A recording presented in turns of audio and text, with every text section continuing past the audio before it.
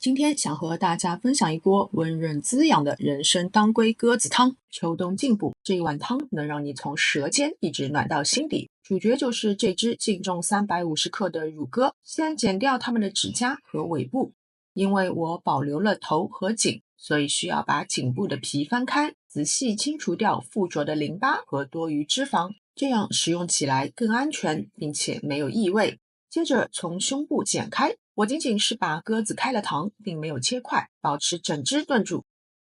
最後把鴿子和它的內臟一起徹底清洗乾淨，然後我還準備了補元氣的領夏參、潤燥的玉竹和養血的當歸，當然還少不了我每次煲湯都會用到的枸杞。鴿子冷水下鍋，先焯個水，水開後撈出，用溫水洗去浮沫和雜質，將焯好水的鴿子以及它的內臟和沖洗過的藥材一起放入燉鍋，加入1.5升清水，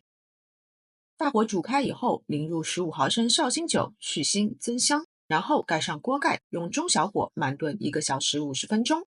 時間到了之後，加入沖洗過的枸杞，在最後燉上10分鐘。關火以後，根據個人口味調入適量的鹽，再撒上一把翠綠的蔥花，就可以上桌了。這碗湯融合了鴿子的鮮甜、人參的甘香、當歸的溫潤、玉竹和蜜棗讓回甘更加柔和，同時又具備了一些滋養的功效，特別適合秋冬季節，尤其適合時常感到疲憊、手腳冰涼的人。好了，今天的視頻就到這邊，非常感謝大家的觀看，我們下次再見。